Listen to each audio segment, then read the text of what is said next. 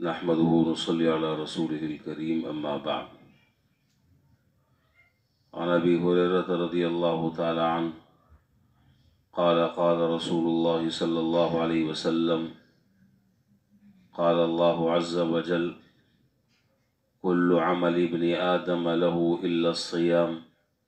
फ़इन्नहु ली व अना अज्ज़ी बिहि वस्सियामु जुन्नह फ़इज़ा कान यौमु सौमु अहदिकुम फ़ला यरफ़स यौमइज़िन वला यस्ख़ब फ़इन साब्बहु अहदुन औ क़ातलहु फ़ल्यक़ुल इन्नी इम्रुउन साइम इला आखिरिल हदीस। हज़रत अबू हुरैरा रज़ियल्लाहु तआला अन्हु से रवायत है कि जनाब नबी करीम सल्लल्लाहु अलैहि वसल्लम ने इरशाद फरमाया, अल्लाह ताला ये बात इरशाद फरमाते हैं कि इब्ने आदम का हर अमल उसके लिए है सवाए रोज़े के कि वो मेरे लिए है और मैं ही उसका बदला दूंगा। और फरमाए कि रोज़ा ढाल है, जब तुम में से कोई शख्स किसी दिन रोज़े से हो तो वो उस दिन बेहयाई का काम न करे, शोर शराबा न मचाए। अगर कोई शख्स उसे बुरा भला कहे या उससे लड़ना चाहे तो उसे चाहिए कि यूं कह दे कि मैं रोज़े से हूँ और इन चीज़ों से अपने आप को बचा ले। फिर फरमाया कि उस ज़ात की कसम जिसके दस्त कुदरत में मोहम्मद सल्लल्लाहु अलैहि वसल्लम की जान है कि रोज़ेदार के मुंह की बू क़यामत के दिन अल्लाह ताला के नज़दीक मुश्क की महक से ज़्यादा उम्दा होगी। और हदीस के आखिर में भी दो तीन बातें जिक्र की हैं। इसी तरीक़े से इमाम बुखारी रहमहुल्लाह ने और इमाम मुस्लिम रहमहुल्लाह ने अपनी अपनी किताबों में सहीहैन में हज़रत अबू हुरैरा रज़ियल्लाहु तआला अन्हु की ये रिवायत भी नकल फरमाई कि जनाब नबी करीम सल्लल्लाहु अलैहि वसल्लम ने इरशाद फरमाया कि जब माह रमज़ान शुरू होता है तो आसमान और एक रिवायत के मुताबिक जन्नत के दरवाज़े खोल दिए जाते हैं और जहन्नम के दरवाज़े बंद कर दिए जाते हैं और शयातीन को जंजीरों में जकड़ दिया जाता है और कैद कर दिया जाता है। बहरहाल बहुत सारी रवायतें हैं रमज़ान की फजीलत से मुताल्लिक़, इंशाअल्लाह बात आती रहेगी। आज तो चंद बुनियादी बातें अर्ज़ करनी हैं। सबसे पहली बात तो ये कि हम सबको अल्लाह ताला का शुक्र अदा करना चाहिए कि अल्लाह ताला ने अपने फ़ज़्ल व करम से और महज अपनी रहमत से हमें एक और महीना ज़िंदगी में रमज़ान का अता फरमाया। अल्लाहुम्मा लकल हम्दु व लकश शुक्र। इसका ज़बानी तौर पर भी शुक्र अदा करना चाहिए और अमली तौर पर भी इसके शुक्र के कुछ तकाज़े हैं। देखिए, ये जो महीना है ये सिर्फ इतनी सी बात नहीं है रमज़ान और गैर रमज़ान में कि सिर्फ इसमें रोज़ा रख लिया और तरावी पढ़ ली, नहीं। ये महीना दर हकीकत एक तरबियती कोर्स से अल्लाह ताला हमें और आपको गुजार रहे हैं। एक ट्रेनिंग हमारी और आपकी हो रही है और उस मरहले से अल्लाह ताला हमें गुजार रहे हैं। सिर्फ रोज़ा और तरावी नहीं है, बिलाशुबा ये दोनों इबादतें इस महीने की ख़ास इबादत है, लेकिन रमज़ान का एक एक लम्हा, रमज़ान का एक एक मिनट और सेकंड इंतहाई कीमती है। ये नहीं कि जी दिन में तो अब रोज़ा है तो चले थोड़ी बहुत तो आदमी एहतियात कर ले, उसके बाद जब अफ्तारी कर ले तो फिर दे मार 4:30, नहीं। जो एहतियात दिन में है वो एहतियात रात में भी है। और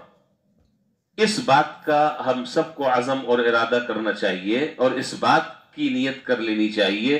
कि ये रमज़ान का जो महीना है इस महीने को मैं ऐसा गुजारने की कोशिश करूं जिस तरीके से अल्लाह ताला मुझसे ये रमज़ान का महीना गुजरवाना चाहते हैं। रमज़ान का महीना तो गुजर जाएगा, अभी शुरू हुआ है, चंद दिन आप देखेंगे तेजी के साथ वक्त गुजरता चला जाएगा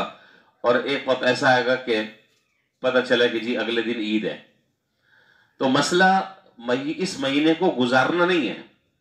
मसला इस महीने کے اوقات کو پاس کرنا نہیں ہے، بلکہ اس مہینے کے ایک ایک لمحے کی قدر کرنی اور ایک ایک لمحے سے بھرپور طریقے سے فائدہ اٹھانا، یہ ہے اصل سعادت کی بات، اور یہ ہے عقل مندی کی بات کہ کوئی لمحہ 24 گھنٹوں میں میرا ایسا نہ گزرے کہ جس میں اللہ نہ کرے کوئی گناہ کا کام مجھ سے ہو رہا ہو، یا اللہ تعالیٰ کی کوئی نافرمانی کا صدور مجھ سے ہو رہا ہو۔ ہر گناہ کے کاموں سے اور ہر طرح کی معصیت سے اپنے آپ کو بچانا ہے، ظاہری گناہوں سے بھی اور باطنی گناہوں سے بھی۔ دوسری بات یہ کہ یہ مہینہ اس طریقے سے گزارے اور یہ سمجھ کر گزارے کہ ہو سکتا ہے کہ یہ مہینہ جو ہے میری زندگی کا آخری رمضان ہو۔ ویسے اللہ تعالیٰ سے دعا کرنی چاہیے، اللہ تعالیٰ عافیت کے ساتھ، ایمان کی سلامتی کے ساتھ بار بار زندگی میں ایسی بہاریں دیکھنے کو نصیب ہوں، لیکن یہ سمجھ کر آدمی گزارے کہ ہو سکتا ہے کہ یہ مہینہ میری زندگی کا آخری مہینہ ہو، پتہ نہیں اگلے سال میں زندہ رہوں یا نہ رہوں۔ اس لیے بہت زیادہ اہتمام کے ساتھ، بہت زیادہ اپنے فطری اور شہوانی اور نفسیاتی تقاضوں کو دبا کر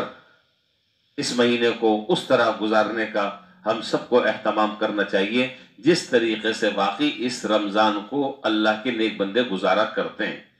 اگر میں آپ کے سامنے ان بزرگوں کے اور اپنے ان اکابرین کے میں حالات اگر آپ کو کے سامنے میں بیان کروں تو سچ بات یہ کہ سب سے پہلے تو مجھے شرم آتی ہے کہ کیا منہ اور کیا مسور کی دال، میں کیا اور کیا بڑے لوگوں کی میں باتیں آپ کے سامنے ذکر کروں۔ ایسا وہ رمضان کو گزارتے تھے، ایسا وہ رمضان گزارتے تھے کہ دن میں کوئی لمحہ فارغ نہیں، رات کا کوئی لمحہ فارغ نہیں، نیند بھی ساری پوری ہوتی جائے گی رمضان کے بعد،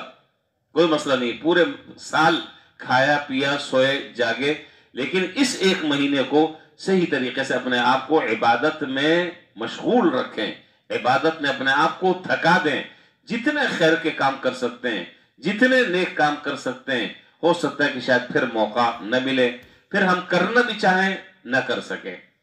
آج اللہ تعالیٰ نے فرصت دی ہے، آج اللہ تعالیٰ نے موقع عطا فرمایا ہے، اللہ نے آج صحت دی ہے، اچھے کام کر سکتے ہیں، لہذا اس کو کرنا چاہیے، کسی بھی طریقے سے اس کو چھوڑنا یہ سخت نقصان کی بات ہوگی۔ یہاں اس حدیث میں جناب نبی کریم صلی اللہ علیہ وسلم نے سب سے پہلی جو بات ارشاد فرمائی کہ اللہ تعالیٰ ارشاد فرماتے ہیں کہ ابن آدم کا ہر عمل اس کے لیے ہے سوائے روزے کے، وہ میرے لیے ہے۔ ابھی ہم نے فجر کی نماز پڑھی ہے، یہ کس کے لیے؟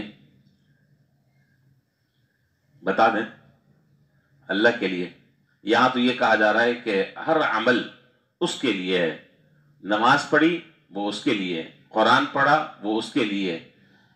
اللہ تعالیٰ کے راستے میں خرچ کیا وہ اس کے لیے، کوئی نیکی کی اس کے لیے، روزہ میرے لیے، حالانکہ نماز بھی اللہ ہی کے لیے پڑھی ہے،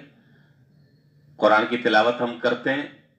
وہ بھی اللہ کے لیے، نیک کام ہم کرتے ہیں وہ اللہ کے لیے، لیکن یہ جو کہا کہ روزہ میرے لیے، یہ عبادت روزے کی دوسری عبادتوں سے بالکل الگ اور ممتاز ہے، بالکل اس کی ایک الگ تھلگ شان ہے۔ دیکھیے جتنی بھی عبادتیں ہیں روزے کے علاوہ جتنی بھی عبادتیں ہیں، تمام کے تمام عبادتوں میں ریاکاری کا،